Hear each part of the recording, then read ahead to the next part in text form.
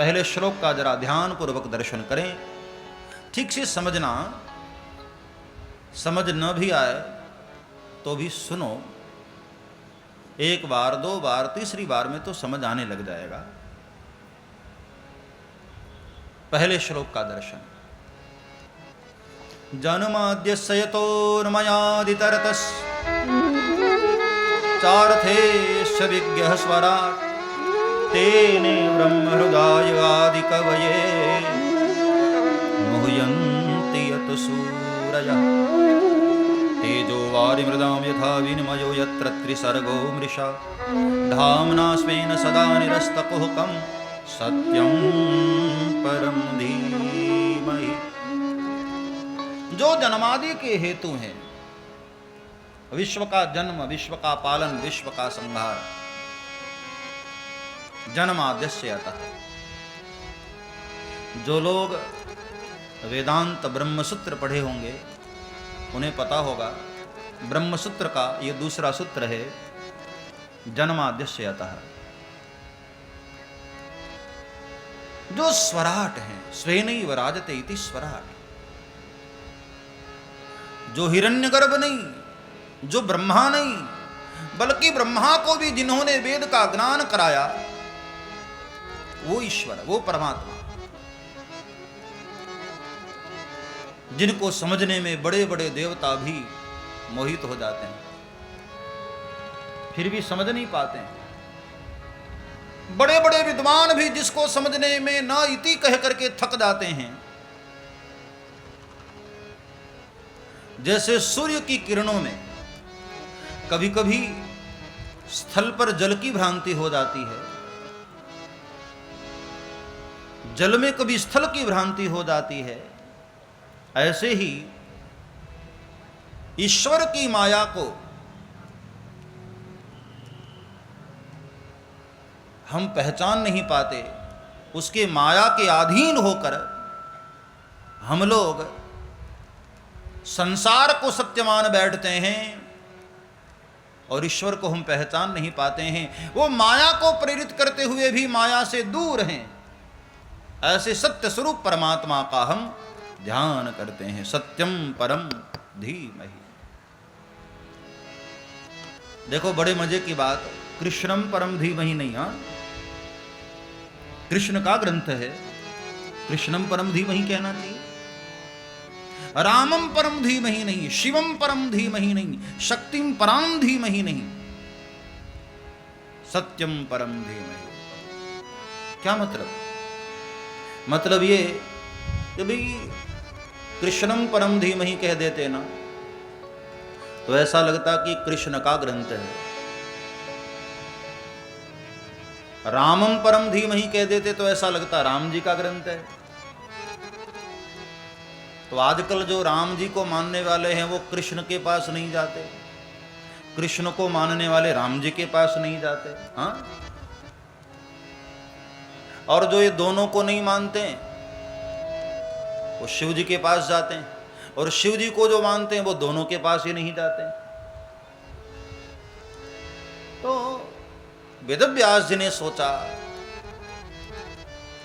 सबको अलग अलग यदि मैं कहूं, रामम परम धीमहि, कृष्णम परम धीमहि, शिवम परम धीमहि, शक्तिम पराम धीमहि नहीं, तो वही ग्रंथ बड़ा लंबा हो जाएगा। आधी पुस्तक तो वंदना से भर जाएगी, क्योंकि 33 करोड़ फिर सबके नाम ले लेकर के वंदन करने पड़ेंगे ना। इसलिए व्यास जी ने सोचा कि भाई एक सत्य को प्रणाम कर लेते हैं, सबको प्रणाम हो जाएगा। इसलिए सत्यम परम धीमहि, केवल सत्य को प्रणाम कर लेते।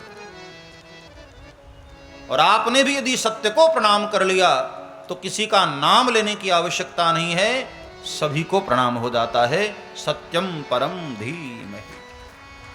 क्योंकि राम हो, कृष्ण हो, शिव हो, शक्ति हो, मूल में तो सत्य ही है ना। इसलिए सत्यम परम धीमहि। पहले श्लोक में सत्य स्वरूप परमात्मा का ध्यान किया। और अब दूसरा श्लोक,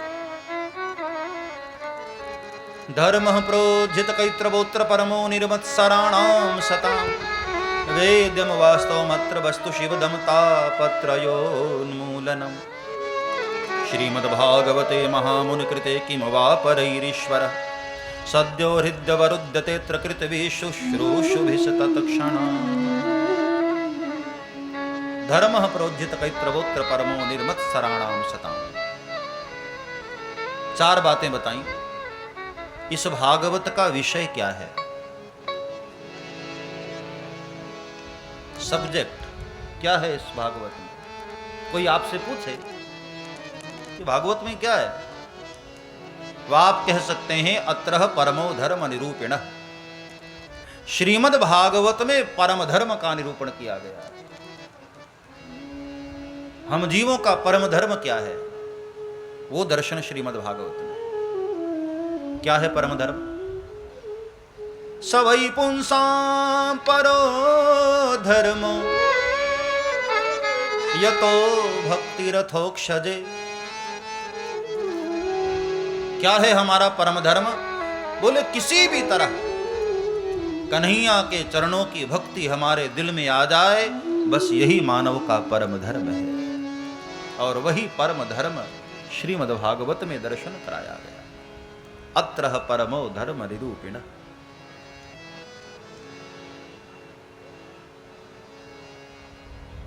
दूसरी बात, इस भागवत का अधिकारी बताया। चलो इसमें भागवत में परम धर्म निरूपण है, लेकिन किसके लिए? कौन है अधिकारी? इस भागवत को कौन सुन सकता है, कौन लाभ ले सकता है, कौन है इसका अधिकारी? ध्यानपूर्वक सुनना।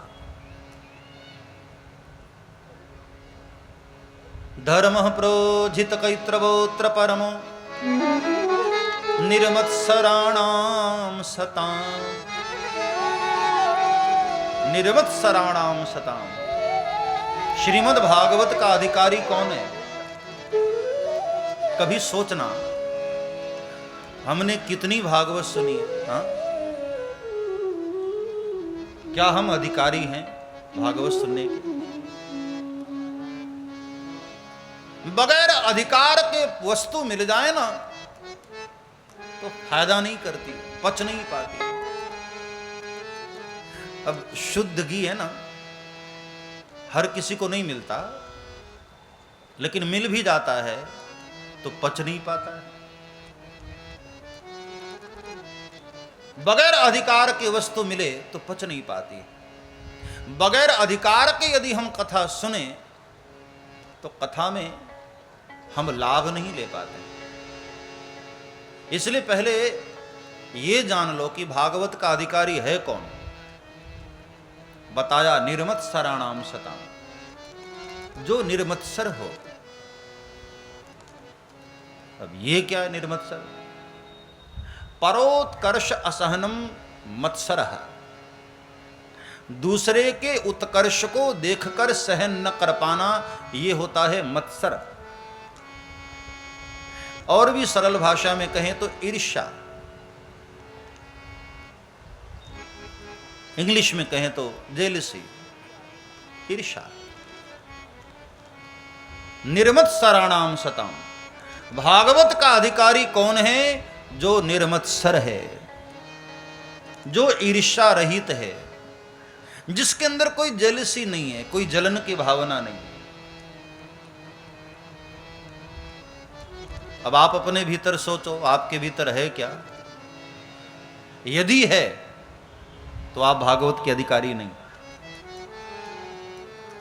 इसलिए भागवत का अधिकारी बनने के लिए अपने भीतर की ईर्ष्या को मिटाओ। पहले अधिकारी बनो, योग्य बनो। निर्मत्सराणाम सताम। स्पष्ट कहा कि भागवत का अधिकारी वही है जो निर्मत्सर हो गया है। हमारे भीतर कोई ईर्ष्या न हो। पड़ोसी के घर में नई मोटर कार आई, फिर भी आप मुस्कुराते रहे, जलन नहीं हुई, तब आप भागवत के अधिकारी। और कोई पड़ोसन बढ़िया साड़ी पहनकर निकले और तुम्हें जलन होने लग जाए, अरे इतनी महंगी साड़ी, फिर आप भागवत के अधिकारी नहीं। किसी के उत्कर्ष को देख करके यदि आप सहन नहीं कर पा रहे हैं तो आप भागवत के अधिकारी नहीं। बिल्कुल क्लियर बात यहां रखी गई है भागवत में, किसी से भी ईर्ष्या न हो तब आप भागवत के विशुद्ध अधिकारी। हम पहली ही लाइन में फेल हो जाते हैं और बाद में कहते हैं महाराज कथा फायदा नहीं की। हाँ, कहां से फायदा करेगी, योग्य बने ही नहीं हो। ये इसलिए कह रहा हूं, ये आपकी बुराई नहीं है, ये आपकी जानकारी के लिए बता रहा हूं कि पहले योग्य बनो। हम किसी गुरु के शरणागत हों तो पहले योग्य शिष्य तो बने। हाँ, एक आदमी मुझे मिला कि महाराज मैं 30 साल से अच्छे गुरु की तलाश में हूं। मैंने कहा 30 साल से तुम्हें कोई मिला ही नहीं? बोले नहीं महाराज कोई मिला नहीं। मैंने कहा इसका मतलब है तुमसे बड़ा अभिमानी धरती पर कोई होगा नहीं, क्योंकि तुमने ये सोच लिया है कि तुमसे बड़ा कोई जानकार है ही नहीं, इसलिए तुम्हें योग्य मिला ही नहीं। पहले खुद पात्र बनो, अधिकारी बनो। चाहते हो भागवत तुम पर कृपा करे तो पहले योग्य बनो, अपने भीतर पात्रता लाओ। निर्मत्सराणाम सताम, यह भागवत उस पर कृपा करती है जो निर्मत्सर होता है। किसी से क्या ईर्ष्या करना? हाँ, किसी के उत्कर्ष को देख करके क्यों जलना? हर किसी का अपना प्रारब्ध है। कोई हाथी पर चलता है, कोई पैदल चलता है, कोई मोटर कार पर चलता है, सबका अपना अपना प्रारब्ध है। क्यों जलना? भागवत की कृपा पानी है तो निर्मत्सर हो जाओ, निर्मत्सराणाम सता। तो दो बातें क्लियर हो गई कि भागवत का विषय क्या है, भागवत में क्या सब्जेक्ट है, और भागवत का अधिकारी कौन है। सब्सक्राइब करें श्री चिन्मयानंद बापू जी के YouTube चैनल को और हमारे वीडियोस को सबसे पहले देखने के लिए बेल आइकॉन को दबाना न भूलें।